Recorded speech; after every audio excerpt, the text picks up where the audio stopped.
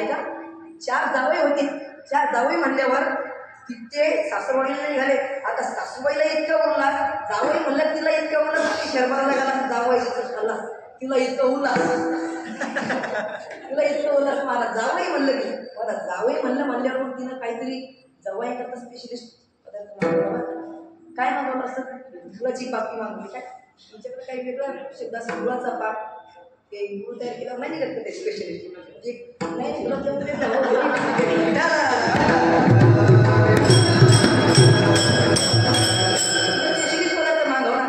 आता 3 जावयाचे जेवायला बसले. धाकटा होता तो पण जेवायला बसला, म्हणजे धाकटा म्हणजे छोटा पण का महाराज, तो जेवायला बसला आणि त्याने सासूबाईने त्या पुरी भाजी असेल ती वाढणार गोष्टी आपण टाकली कोणाला सुरुवात केली. लाज म्हणजे काय इथं सांगलं बरं का, तुम्ही माणसं काय महाराज आलं कुठं काय विनोद सांगून गेलं गोय कुठे सांगू नये. तर तुम्हाला आपला अभंग असा आहे की सगळ्यांना रुचेल पाहिजे असा अभंग मी सोडण्याचा प्रयत्न करतो, असा प्रयत्न करतो महाराज मी.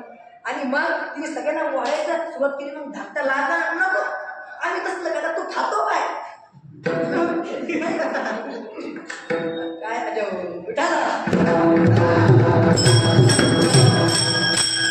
मी तसलं खात नाही, तू खातो काय, लाजला नाव महाराज तू लाजला.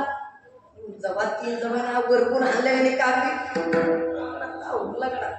आता जावई बरं अधिकार बघा मागता येणार बरोबर काय करा. सासूबाई डबा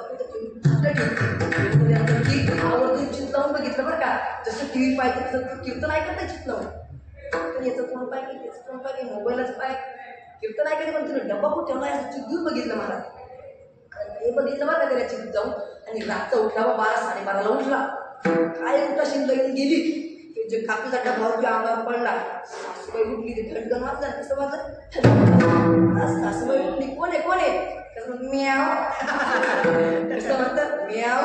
अरे काय तिला वाटतं असं माझं सुसू काय जे केलं असं ते केलं आणि ती गेली झोपायला.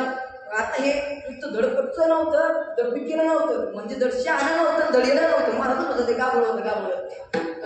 तुम्ही सांगा महाराज, तिचा सासरा होता प्रगतशील शेतकरी, तिची एक रूम स्पेशल येणार भरेल होती कापसाने. आता कापसाने तुम्ही सांगा ती येडं जरी असलं धडकलं ते कापसात जाईल का महाराज, ते काय ती कापी आणायची तर किती असं चिकट झालेलं गेलं ना महाराज. कापा धडदिशी कापसात बरं का धडदिशी उडी टाकल्या जातात. झोपलं तसं डोलं एकच झालंय शोल्डर घातल्यावर अय्यो काय झालं बा येडा असं गेला असतं बरं. हे मला त्याच म्हणजे गावळच होतं कसं म्हणता येणार नाही झालं, घाणेलं होतं घाणेलं.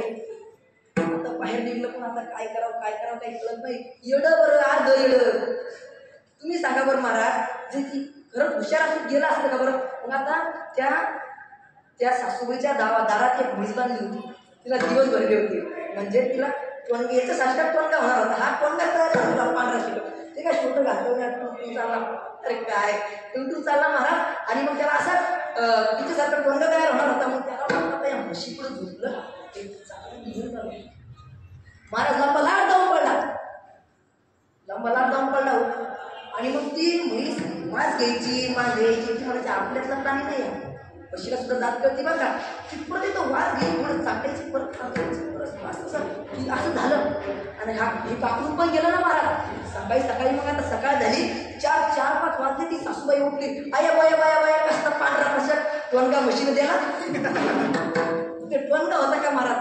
उठली आणि मला शातमारून गणेशराव उठा टोनगा ते काय झोपत घ्यायला मला सासूबाईला झोपवली. सासरा उठला, एकानं हात धरले एकानं पाय धरले, दोन जण चौघ धरव होती ते 3 जावई सासरे ते झोपतच.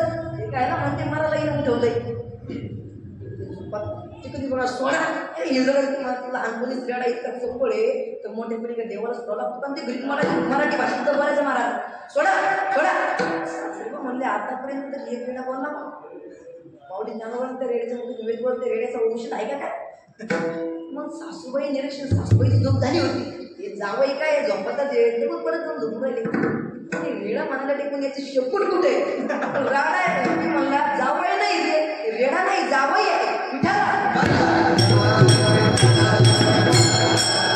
मग महाराजांनी सांगा जावईला रेडा म्हणून घेण्याची हे म्हणजे क्षण कशामुळे लाजल्यामुळं. म्हणून आमचा देव लाजतच नाही, साधा वया भक्ती काज नाही लाज करीता विठाला. महाराज